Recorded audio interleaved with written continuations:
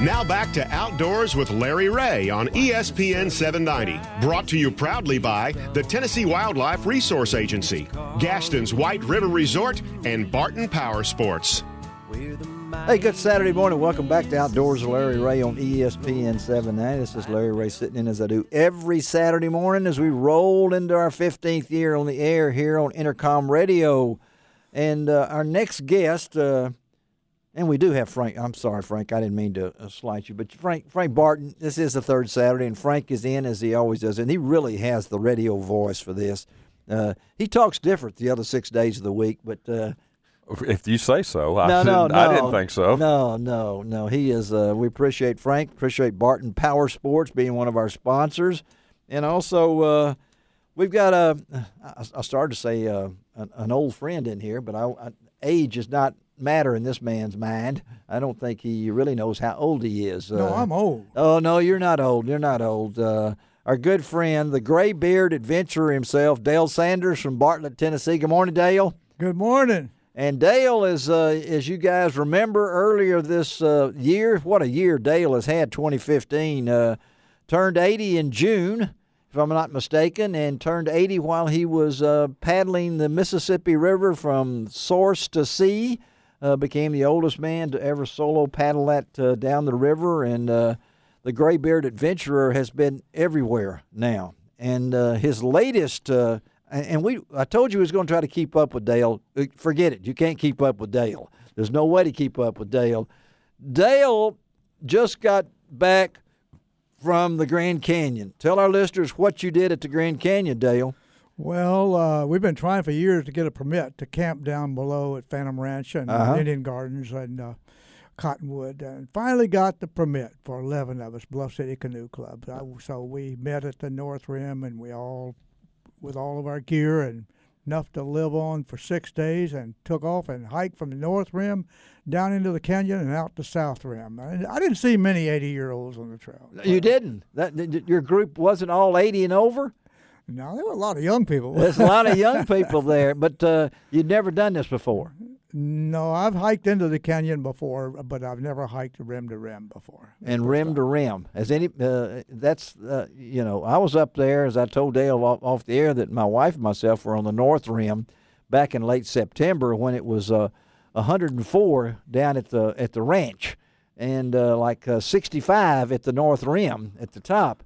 But Dale was there when it was a little bit cooler, right? Yeah, a couple of weeks ago it was almost freezing at the North Rim top and 8,000 feet, and at 2,500 feet at Phantom Ranch it was about mid to low 80s. Yeah, well, it got a little bit warmer. And how many miles? I mean, what does that hike encompass, you think? Well, we took 6 days to go through with a lot of side trails. And yeah. I averaged 8 miles a day with a 37-pound backpack. With a 37-pound backpack. You look pretty good, Dale. I'm looking at you, and you're keeping your weight. The only thing that's still growing is that gray beard? The gray beard is still growing, Dale. I can tell that and everything. The year 2015. Let's talk about it, Dale. You did one thing. You've done another thing. When you look back on it, has it been a year that you really can say, I feel good about what I've done? Oh, absolutely. This is a fabulous year. I feel good about what I've done physically this year more than any year in my whole life. Really?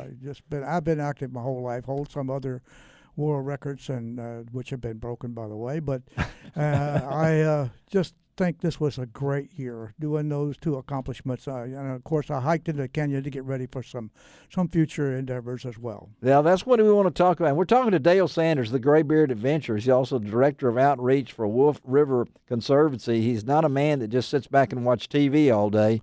He has friends worldwide, and they're stopping at his house all the time. I see somebody on there on Facebook that Dale has done. But let's look at 2016, Dale. I mean, you said you're thinking of things. What's in that mind of yours going up there? Well, 2016 again is another year of preparation for something big in 2017. Oh, it is. You're not going to give us any hint or anything like that. Oh, yeah, I'll give you a hint if you want. I want a hint. I got to keep my health up, but I'm trying to be keep things going, keep in shape for hiking the Appalachian Trail in 2017.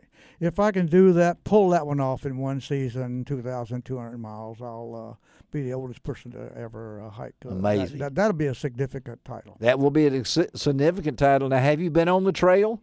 Yes, I've hiked it several times in sections, but when I start the Springer Mountain and spring of 2017, I got to go all the way to Maine. You got to go to Maine, to the big mountain up in Maine, and I got to rehike all those sections I've hiked before. Yes, and this will not. You got a group that's going to be with you, and you're hoping you're not going to do this by yourself. Well, I'll be by myself, but there's people that are signing up already to do sections with me, so I'm happy about that because that'll help me logistically. And Dale, I know that you did the river for a reason, not just to break a record, but to tell our listeners about the accomplishments of that and the money raised and the friends you made on that trip as you look back on it.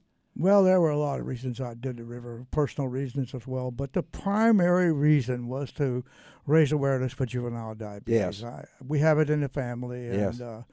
and we know there's a cure out there. We just haven't found it yet. These kids go through a lot of hardships in order to make it into adult life, and I just believe that we need to pay more attention to the research and find a cure and get something out there. So I was raising money for juvenile Yes, diabetes, you were. JDRF. Yes, and will there be some other little thing that when you do 2017, are you looking to?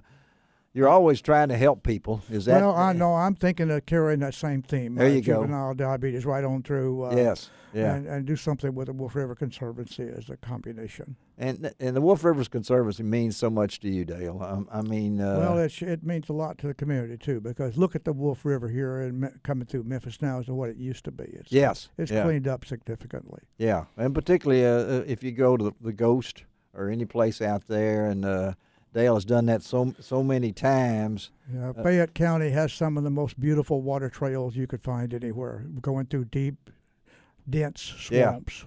You've made some friends too, Dale, this past year, haven't you? Yeah, I made a few here and there around the world. Yeah, a few around the world, because we surprised him with a bunch of them when we got him on that last show with calls from England, even.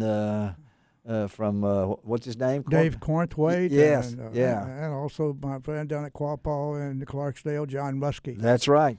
Those guys have meant a lot. Physically, Dale, how you doing physically after all this? Well, I came out the heart doctor's office yesterday morning with a clean bill of health. I felt really good about that after that hike last week. Yes. 2 weeks ago now. Well, I wish y'all could have, if you'd viewed your radio. Dale was running a little bit behind this morning getting to the station, and I saw him pull up out there in his car, and he ran in here, buddy. I mean, he was jumped out. He jumped out of his car and then ran. Yeah, I mean, I watched it. I would have tried. I made a comment about trading off if I know I could do that at 80. Yeah, being 80 would be just fine with me. Would be just fine with you because he didn't get out in his walker or his push cart or anything like that. Oh, I didn't allow enough time to get through the construction zone. No, he was trying to get through here and everything like that. Dale, so next year will be kind of preparation for you. I mean, you're going to get ready. So 27. You really, I guess, you really let your body get prepared for this too, right? But both physically and mentally. Just have to be prepared. And you know, Larry, thank you so much for coming on the air like this, because that helps keep me mentally prepared, being able to tell my story. Well, Dale is a former member of my old church at Bartlett Hill, my church at Bartlett Hills Baptist, and my Sunday school class, the Joy class, knows Dale and his wife, and you've got a lot. You have got some fans now. I mean, just don't start trying to do any 26-mile marathon, okay, Dale? I don't want that to happen to you. You do the things that you can do, and in your shape. What are you weighing now? What are you saying? Well, I'm down to 148. I thought you were, yeah. And so you're. And have you gotten shorter? Yeah, I keep shrinking as the years go on. I don't know why. But one thing hasn't done is the beard staying, right? The beard and the ponytail is staying as long as I got hair anyway on my head. Yeah, well, I can't see the ponytail back there, but I know it's back there. It's back there. And the beard is back there and everything like that. Once you got through with this last event, I know the river was a demanding thing that you did over how many months? 3 months or what? Well, 3 months, yeah. 3 months. I actually paddled it in 80 days, but we had a camp. Other people were following me. I was alone in a canoe, but we camped 92 days and put up the tent, take it down 92 times. We had 12 days that were 0 days, so we don't count those as paddling days. You don't count those as paddling Nah, days. But now do the rim in 6 days. That's pretty physically challenging too, right? Well, it is because we took all the side trails and went through them. We didn't. I just was go watching your straight pictures. through. You were in places. I said, "Man, that's not on the trail." I would look at the pictures, and the people that did it with you are any of them from here, or are they from all around? They're from here and Memphis area. Okay. And northern Mississippi. Did you follow me on Spot Tracker? Oh yeah. Yeah. That's why you were able to see that I was in places where there was no trail. Oh yeah, yeah. I follow you, Dale, and I'm sure a lot of people follow Dale Sanders. Now, so tell them if they want to keep up with you, how to go see what you're doing. You've got your Facebook page, right? Yeah, Dale Sanders. Just log on to Facebook, log into Dale Sanders or Dale Sanders Source to See, either one of those pages. We'll tell you a little bit about it, and we're going to keep Dale here for a little bit longer in today's show because I got a couple other questions to ask him. I know he's not going to sleep. He's probably going to be running around in here. Maybe we figure out some kind of record for Dale, the most times to run around intercom radio or something along that line and everything. Looking good, Dale. Thank you for being here. Hang on there. We're going to take a break this morning, come back and talk about another program that I really think deer season kicks off today in Tennessee. I know it's already going on in Arkansas. Mississippi starts today, if I'm not mistaken. But anyway, Hunters for the Hungry, a great program to feed people who really need to be fed. That's on Outdoors with Larry Ray on ESPN 790. We'll be right back.